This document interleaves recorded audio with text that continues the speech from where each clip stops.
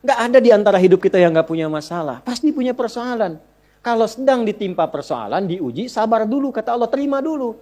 Karena hakikat dari ujian itu untuk meningkatkan kualitas hidup. Dan nggak mungkin diuji kalau nggak mampu.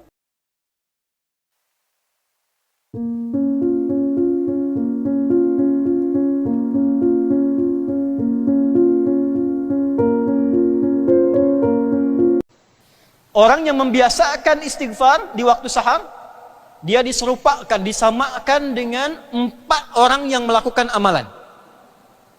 Ya, ada 4 amalan istimewa di Al-Quran, dilakukan oleh orang-orang istimewa, 4-nya ini disamai dengan istighfar di waktu sahar. Itu ada di Quran surah ke-3 Ali Imran ayat 17. Quran surah 3 ayat 17. As-sabirina was-sadiqina wal-qanitina wal-munfiqina wal-mustaghfirina bil ashar. As-sabirina, orang-orang sabar. Di orang yang rajin istighfar di waktu sahar, ditanamkan oleh Allah kesabaran dalam dirinya. Kesabaran. Ya.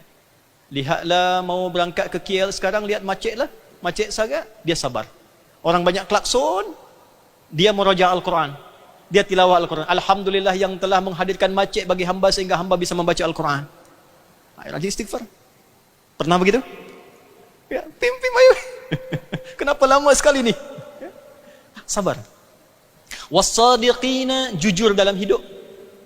Ya, shadiq itu orang yang benar dan membenarkan apa yang Allah perintahkan. Ya.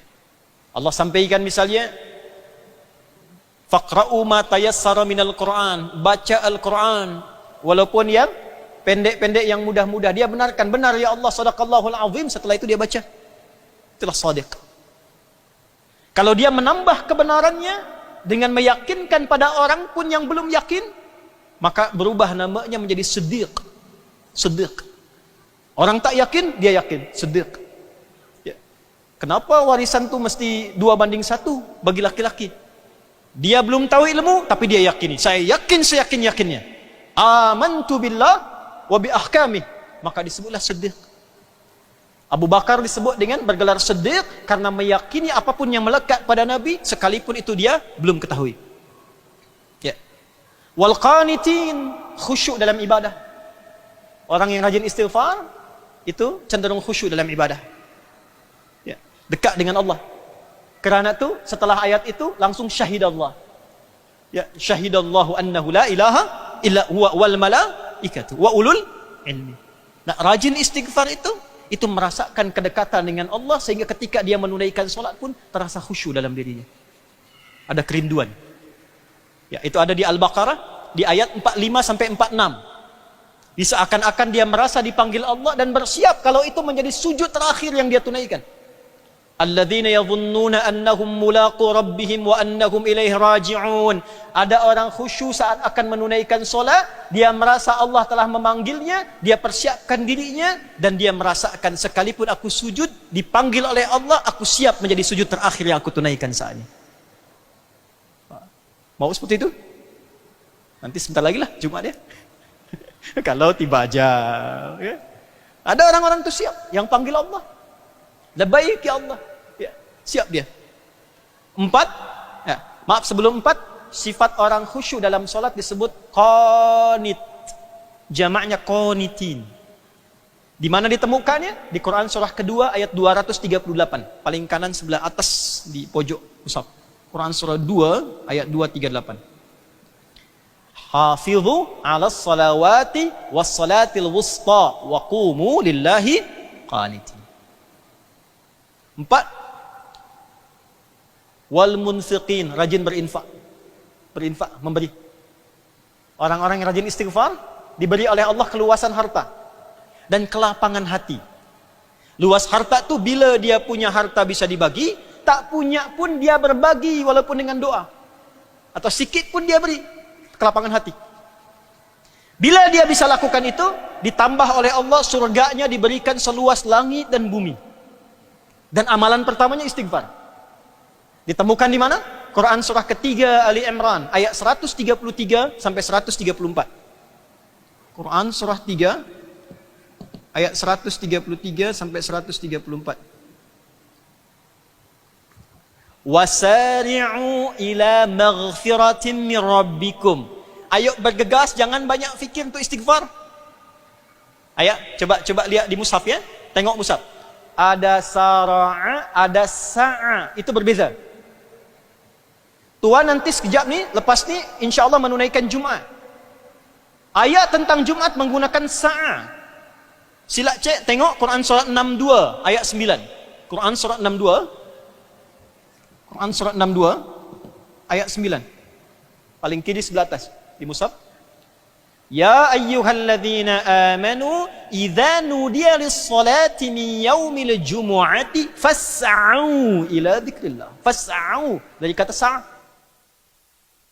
Tapi istighfar dia menggunakan sara'a wasari'u ila maghfirah.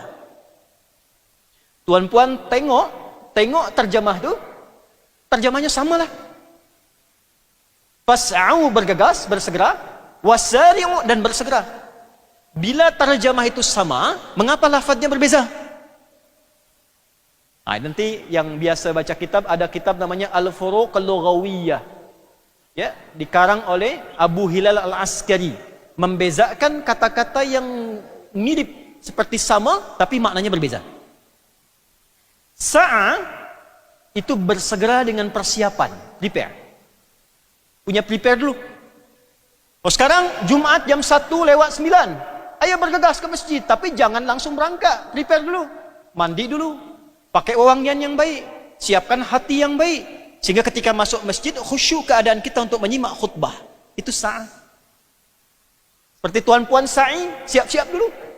Setelah tawaf, jangan langsung sa'i. Solat dulu 2 rakaat. Solat sunnah ba'da tawaf. Minum dulu air zam-zam. Ya? Setelah itu sa'i.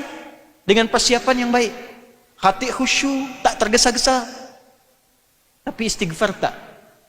Istighfar menggunakan sara'a berarti kerjakan tanpa harus fikir. Langsung bergegas. Berbuat salah sekarang di siang, istighfar sekarang, jangan tunda malam. Karena tuan-puan tak tahu kapan maut itu tiba. Saya mau taubat istighfar malam saja lepas tahajud lah. Ternyata asar datang malaikat maut. Assalamualaikum. Dah pulang yuk. Itulah sebabnya kenapa istighfar menggunakan sara'a. Wasari'u, bergegaslah, bersegeralah untuk istighfar. Jangan banyak fikir. Banyak timbang-timbang tak. Lakukan. Merasa salah lisan, astaghfirullah, istighfar. Merasa salah pandang, astaghfirullah. Nah, antara pandangan dengan lisan mengucap tak boleh ada ya yang tertinggal. Lihat YouTube. Oh, ternyata ada iklan-iklan ini tanpa aurat. Astaghfirullah, tapi matanya tak beralih. Astaghfirullah, tak. Dia berpaling, astaghfirullah. Itu istighfar. Bila kita bisa melatih itu tiap waktu sahar, istighfar, istighfar, istighfar, istighfar, istighfar. Ya, seperti tadi yang saya ajarkan, astaghfirullahalazim, ladzi la ilaha illa huwal hayyul qayyum wa atubu ilaih. Ya, atau Allahumma inni zalamtu nafsi faghfirli. Ya, fa innahu la yaghfirudz dzunuba illa ant. Bacakan tu berlatih, Allah anugerahkan 4 hal di dunia, diberikan 1 hal istimewa di akhirat.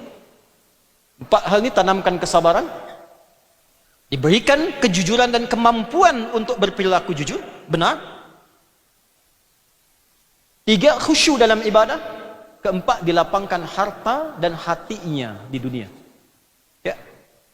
Di akhirat diberikan oleh Allah jalur ke surga melalui taman-taman surga. Tempatnya indah. Semoga kita digolongkan termasuk dalam golongan demikian. Ya.